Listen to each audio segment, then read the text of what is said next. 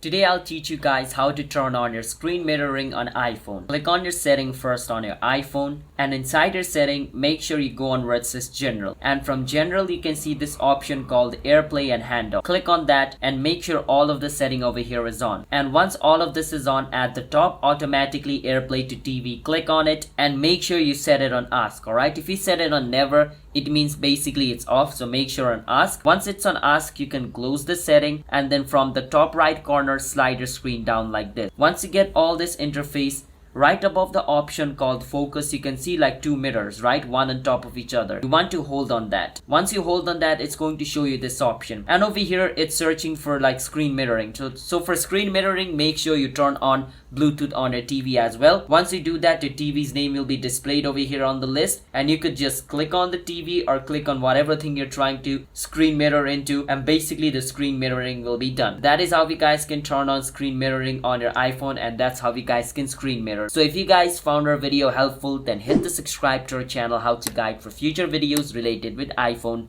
I will see you guys next time.